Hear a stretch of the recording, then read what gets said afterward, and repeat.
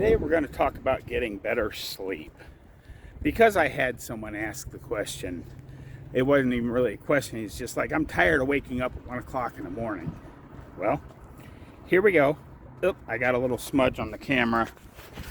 This probably won't make much, but just in case. Oh, it's still there. Sorry, guys. Don't mean to. Okay. Just want to make sure we get the best possible picture quality out there.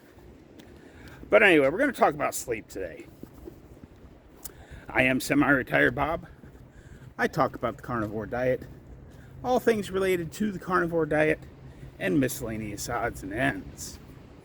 If you're new to the channel, welcome. I'm glad you're here. What you're watching is you're watching me walk. I know that doesn't seem super exciting, but if you consider just under 3 years ago I couldn't do this. I could barely stand for a couple of minutes without severe pain, and now I'm out here walking every day. It starts to make just a little bit more sense. If you're returning to the channel, welcome back. It means a lot to me that you spend just a few moments of your day with me. I would like to ask everyone to help me out just a little bit. Go ahead and hit that thumbs up. Drop down in the comments and say, "Hi, Bob." And if you haven't subscribed yet, please consider subscribing. All these things are absolutely free and help me get the word out that it's never too late to change your life. I'm 61 years old, and I'm doing things I couldn't do when I was 40, like out here walking every day. Boy, what a difference a couple of days makes.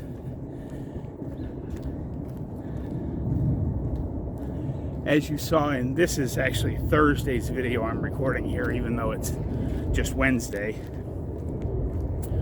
But as you just saw in Tuesday's video, the trees were just barely starting to bud out. And when we get up here to the top of the hill, I'll turn the camera around on the same tree so you can see how much progress has happened in just a couple of days. I said a couple of days ago that it always amazes me how fast the trees here go from barely budding out to full-blown leaves, but it's still startling to see it every year like this. We're most of the way up that great big hill that I start with. As you saw in Tuesday's video, I saved the push hard up this big hill for the end of my laps. And it was a lot harder. This is the tree I showed you in that video. So let me go ahead and turn the camera around here. Pretty amazing how quickly things change.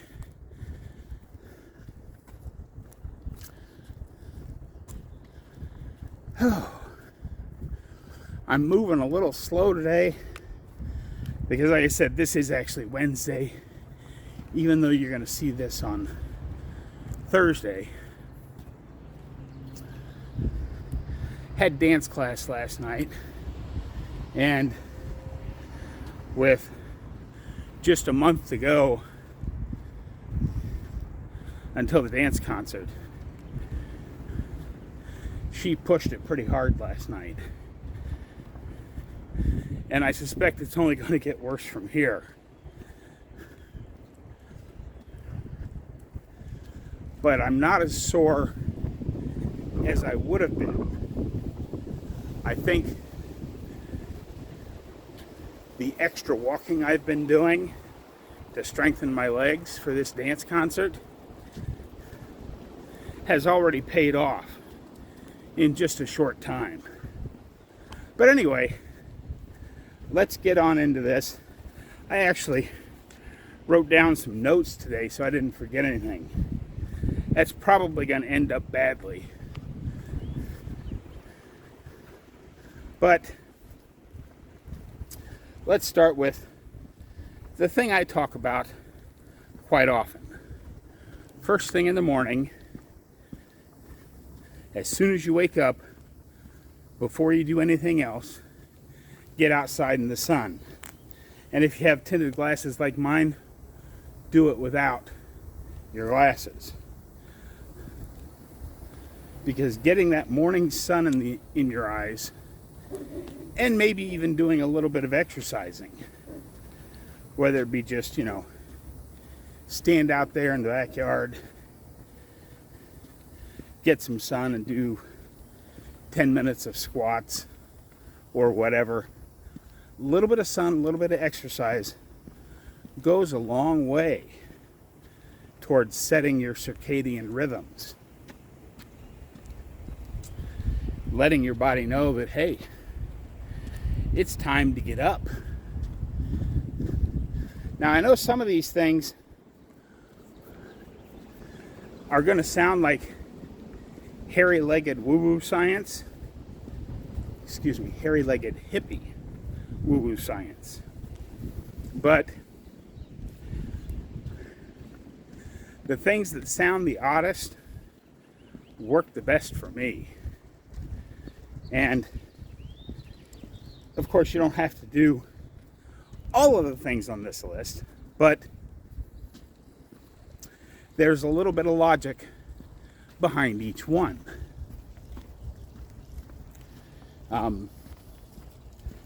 If you are a caffeine drinker, whether it be coffee or diet soda, whatever it is, because there's no judgment here, You're an adult, you can do what you want. But caffeine has a long half-life in your system. So you should probably stop at least 6 hours before bedtime. Because the caffeine, while it might not wake you all the way up,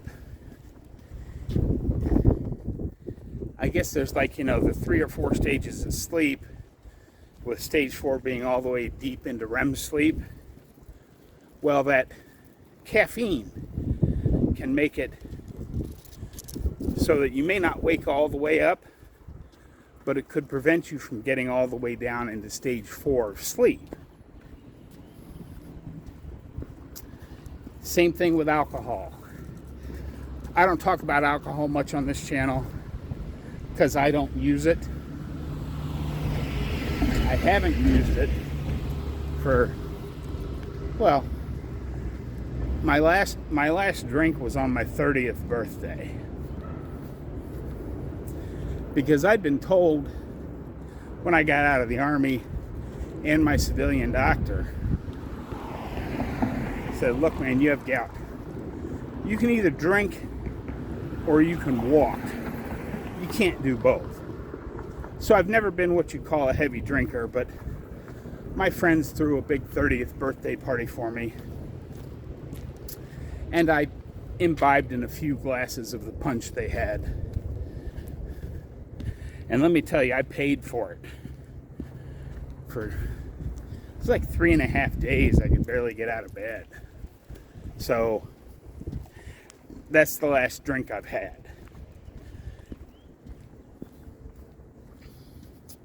But if you are an alcohol person, you should stop about 4 hours before bed. Alcohol doesn't hang around in your system quite as bad as caffeine does, but it does still hang around and interfere with your sleep. Now, some studies, and I use that word loosely, but your bedroom should be cool. Dr. Barry says 60 to 69 degrees. He says that being in a hot, dry bedroom can interfere with your sleep. I don't know about that. I keep my bedroom a little warmer than that, and I don't have any problems. But if you're having trouble sleeping, you might experiment with the temperature you're sleeping at. And another one that I don't necessarily agree wholeheartedly with, but I know there's some pretty decent anecdotal evidence out there that you should stop eating a couple hours before bed. Now, that's not a big problem for me because I eat my one meal a day. It usually falls somewhere between 2 and 4 in the afternoon. I'm told the digestion process and all of that can interfere with sleep, and I believe that. But where I disagree with this at is if you're hungry right before bed and you decide to push through it, not always, but sometimes you might wake up in the middle of the night and go, man, I'm so hungry. If you're one of those people, you might consider eating just to keep yourself from waking up in the middle of the night even more hungry than when you went to bed. That's something, again, you'll have to play with. I don't have real strong opinions on it either way. You know, we've always heard don't eat late into the evening because it's bad for you, but can we really trust anything we've been told since we were kids? I don't think so. And not alcohol, but just water. If you can, stop drinking anything, water, whatever, a couple hours before your normal bedtime. Because it's more likely that you will have to get up in the middle of the night. You wake all the way up, walk yourself to the bathroom, and then have to work your way all the way back to sleep again.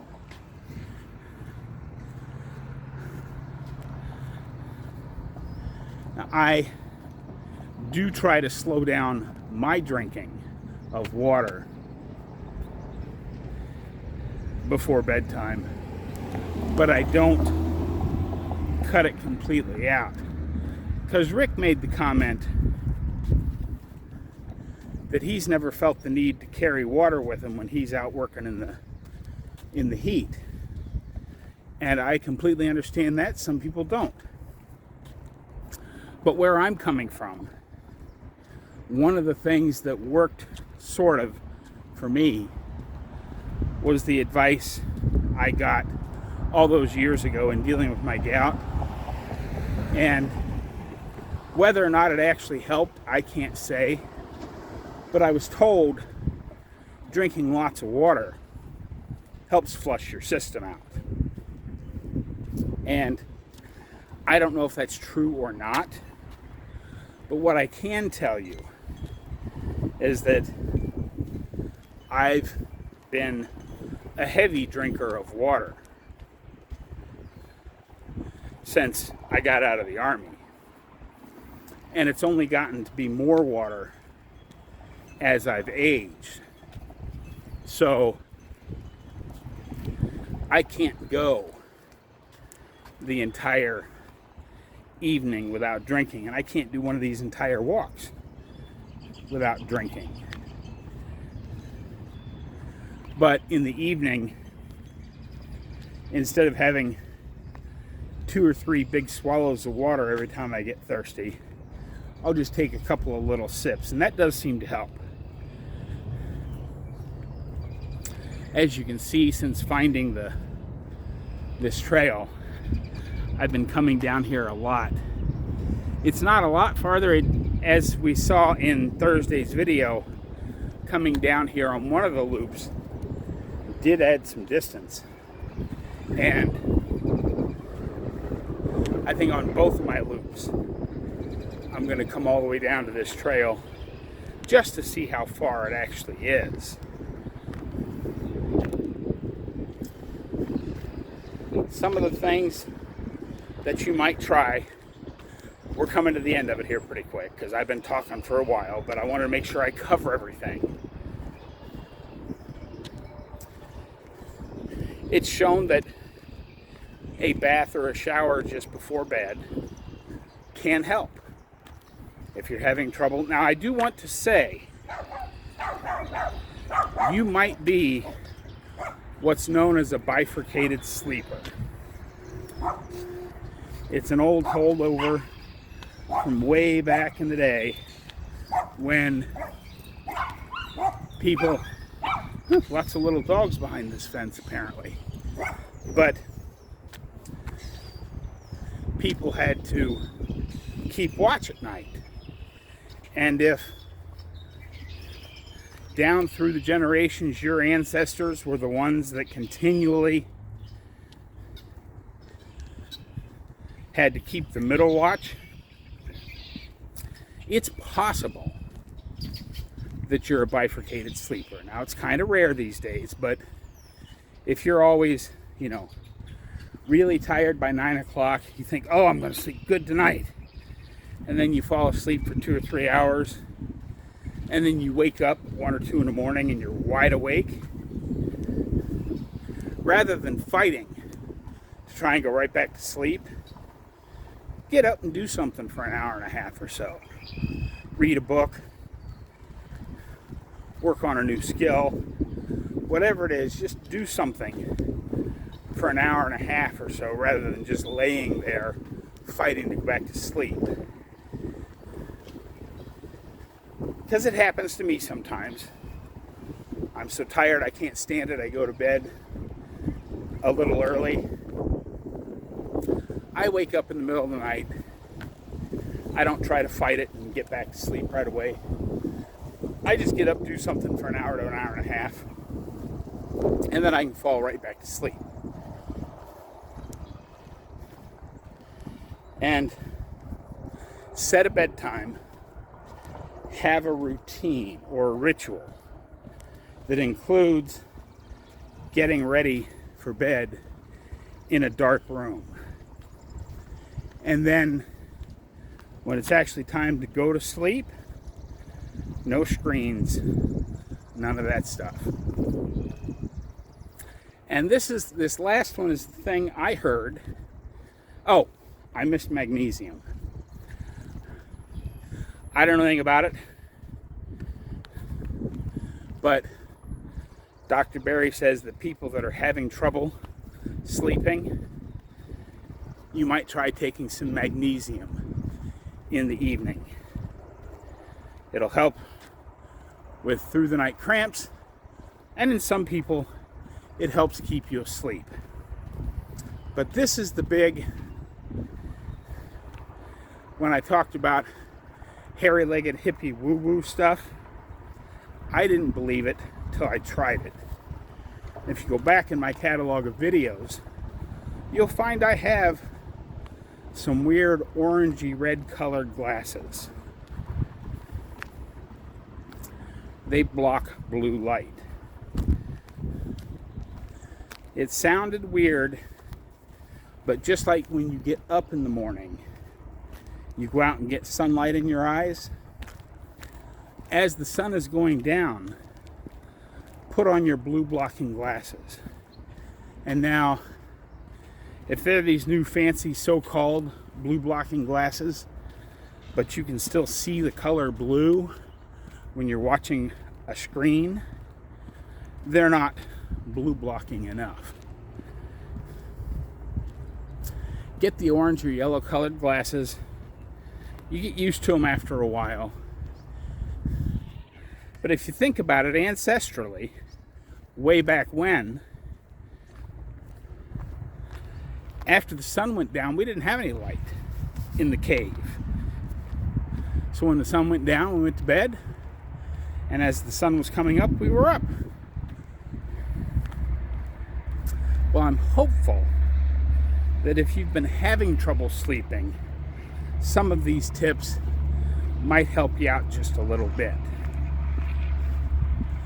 You say, I don't know how many of them you'll need to try. And if you have any other tips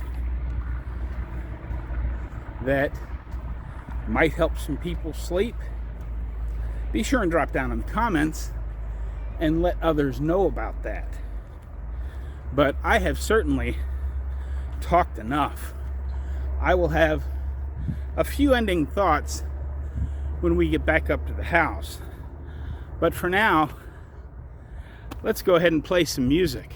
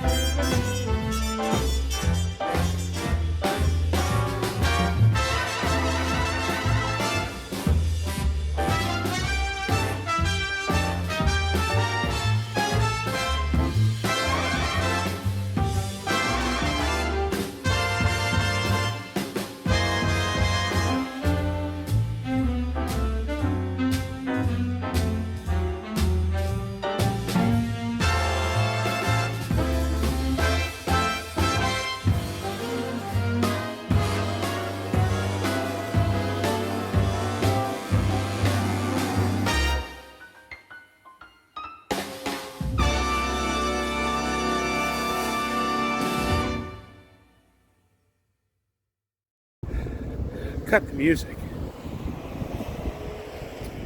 Okay, now I should be able to tell how much that little extra loop through the park adds, because I did it once in Tuesday's video. I did it both times in these videos, in today's video. Plus I pushed it up to the top of that hill for a third trip up the big hill. Same as I did before. And if I'm remembering right, Tuesday's video was 3.4 miles. So we'll see what this ends up being.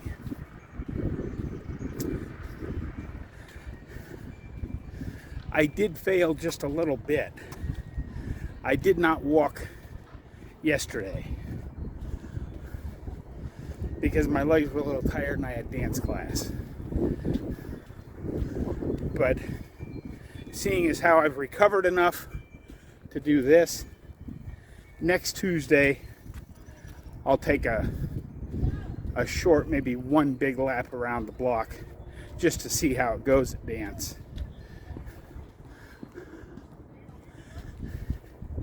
And this afternoon, after I rest just a little bit from this walk, I've got to cut the grass at my house. But I did have one quick thought. You know, Rick comments that he doesn't usually have to drink water when he's out and about.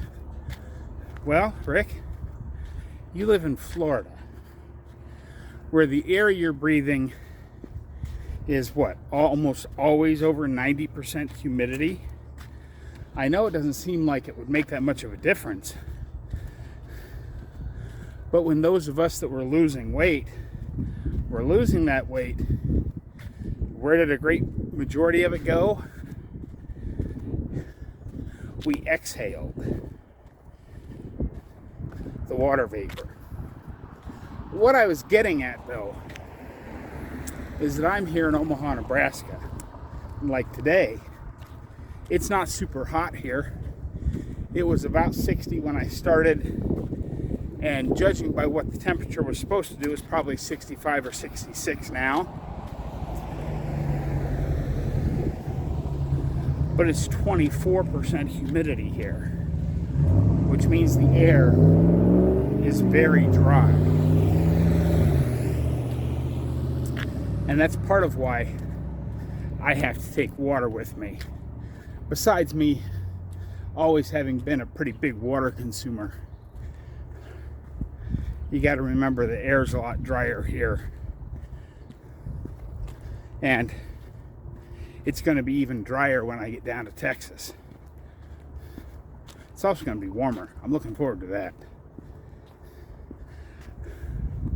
But anyway, there is one more tried and true method that works for me for sleeping every time.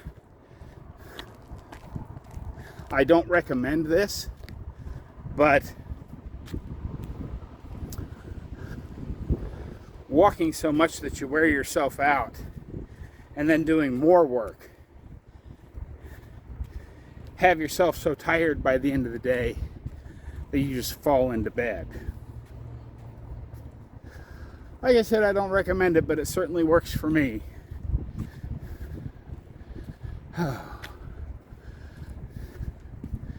was going to say something else, and I can't remember what in the world. Oh, I remember. Whether you're walking like I am, or you're doing it on a treadmill, or you're going to dance class or taekwondo class or tai chi class, or whatever type of exercise you're doing, as you increase the amount that you're doing, don't forget to add stretching, both before and after. I do that. And you can tell, if I forget to stretch after one of these walks, my legs are much, much stiffer after sitting down for an hour or so. So don't forget, as you increase your exercise, increase your stretching and warm up and cool down to match. Hopefully some of what I said today made sense. Hopefully you start sleeping a little better, because good sleep can affect everything. That's what I've got for you today, folks. Don't forget, get out there, be 1% better. Today, tomorrow, every day. Have a great day, folks. I'll see you in the next one.